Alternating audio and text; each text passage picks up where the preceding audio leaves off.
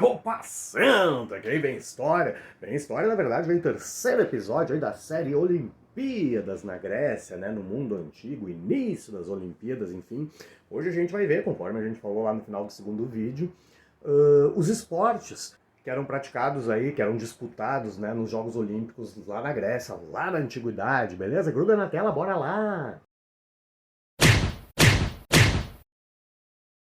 Buenas! Como a gente viu lá no primeiro vídeo, então, na primeira Olimpíada teve um esporte, né? Os primeiros Jogos Olímpicos teve um esporte apenas, que foi uma corrida aí em distância, né? Aproximadamente 200 metros.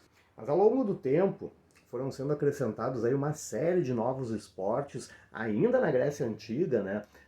Já tinham muitas modalidades diferentes, né? Vários conjuntos de esportes diferentes sendo realizados, sendo disputados. Então, haviam corridas a pé, corridas de carros, o tradicional pentatlo, provas de saltos, arremessos, lançamentos, enfim, e as lutas. Vamos dar uma olhada esquemática aí, né, em cada um desses tipos, em cada uma dessas modalidades de esportes, né? Então, em primeiro lugar, as corridas eram realizadas aí em várias modalidades diferentes, né? A medida, assim, a corrida tradicional é aquela, né, que caracterizou os primeiros Jogos Olímpicos, né? A corrida do Stadion, né, que era uma corrida aí no equivalente a 192 metros, mais ou menos, aproximadamente. E aí tinha também o Diaulos, que é o Dólicos, que poderia variar a correr, né, em torno desse Stadion, né, por várias vezes, variava entre 7 e 24 vezes essa medida. E bem interessantes eram outras duas modalidades de corrida, né, que existiam, de corrida a pé, né, enfim, que eram a oplitodromia, uma modalidade onde os competidores tinham que correr vestidos para a guerra, com escudo, etc., né, e mais equipamentos de guerra. Lembrando, né, os guerreiros hoplitas, aqueles que iam na linha de frente nas guerras aí em que os gregos participavam, né? Então os guerreiros hoplitas são aqueles que têm o escudo, a espada, enfim, tem ali algumas coisas para proteção do corpo. E uma das provas de corrida era essa, tinha que correr com todos aqueles quilos, né? Não vamos pensar que a coisa era tranquila de correr como nos filmes do cinema aí, né, em que aqueles escudos são cenográficos, né? Os escudos aí na Grécia Antiga tinham em torno de 20 quilos, alguns até mais, né? Então a oplitodromia consistia em correr como se fosse um soldado de guerra. Aliás, esse termo dromia, né, de dromos, que significa lugar para correr, destinado a correr. Então daí que vem as várias denominações que a gente tem hoje, como hipódromo, local de corrida de hipos, né, de cavalo, autódromo, corrida de automóveis, enfim, esse dromo significa local para correr. Mas eu falei que eram duas as outras formas de corrida a pé bem interessantes, né? Além dessa, né, correr vestido, preparado para a guerra, a outra forma consistia num revezamento, então, com tocha acesa. A lampadedromia consistia nessa forma, né, uma corrida com revezamento, como hoje se passa bastão, na época passava-se uma tocha acesa, né, de um participante ao outro. Então essas eram as principais modalidades aí olímpicas, né, os principais esportes olímpicos envolvendo corridas a pé. Mas eu falei que tinham as corridas de carros também, carro, né, forma de dizer, né, corridas de bigas, que podiam ser aí com 2 cavalos, aliás, biga é com 2 cavalos, né, ou corrida de quadrigas, quando eram puxadas ali por 4 cavalos.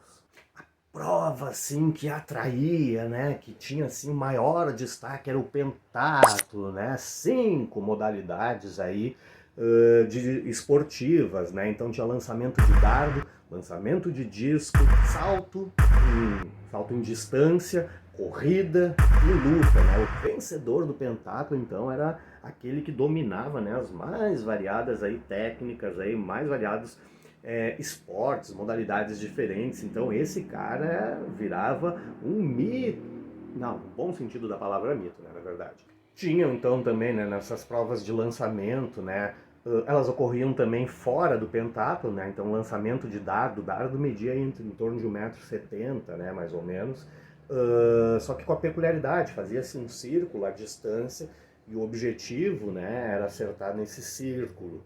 E o arremesso do disco, então, que tornou imortal a obra e o discóbolo, né, que mostra a técnica, a perfeição do corpo humano, costelas, músculos, enfim, né, imortalizou, consagrou essa obra de arte, essa escultura aí do discóbolo. As provas de luta também eram bem interessantes, né? Eram três, na verdade, o pali, o pigme e o pancrácio. O pali era uma técnica, era um estilo de luta que não poderia ocorrer a realização de golpes diretos como socos e chutes. Tá? Então consistia em agarrar, imobilizar o outro, agarrar, tirar o outro do chão, coisa assim, derrubar o outro sem golpes diretos. Já o pigme consistia numa modalidade com soco direto, bastante parecida aí com o boxe atual. Agora, o pancrácio, esse sim era a prova mais violenta de todas, era meio que um vale tudo, valia qualquer coisa, chute, soco, pontapé, dedo no olho, soco no saco, Hadouken, enfim, valia, era uma pancadaria. Esses estilos de luta, né, inclusive, se destacaram, principalmente esse último, pancrácio, exatamente pela violência. Né? A prova acabava quando um dos lutadores, então, ele desistisse ou ficasse desacordado, enfim, temporariamente ou até para sempre, né? Mas há indícios também, né, de que havia a realização de provas de corridas a cavalo, não fora da biga, da quadriga, enfim. Lá no primeiro vídeo a gente falou sobre isso, né, sobre indícios de que era a única prova que poderia a mulher disputar, desde que ela possuísse cavalo, né, então já pressupunha uma certa nobreza. Mas tem indícios aí de que haviam corridas de cavalo só para mulheres fora, né, separado lá do estádio, ou então ela corria em outro lugar. Isso nos leva então, né, a um costume, né, da atualidade aí de com o tempo, né, de tempos em tempos serem acrescentadas novas modalidades esportivas, né, as Olimpíadas, né, ultimamente aí skate, surf entraram e tal. Na antiguidade isso também acontecia, né, à medida que foram sendo acrescentadas essas várias modalidades que a gente trabalhou aqui, que a gente citou aqui. Beleza, já sabe o que fazer então, né? Gostou? Curte aí embaixo, comenta, né? Nos dá uma ajuda aí até a elaborar aí o roteiro para próximos vídeos, próximos capítulos aí da série. Enfim, a série obviamente não vai acabar aqui, né? E manda para os amigos, compartilha com quem gosta de história, gosta de conhecimento ou quem está trabalhando aí esse assunto, certo? Até o próximo.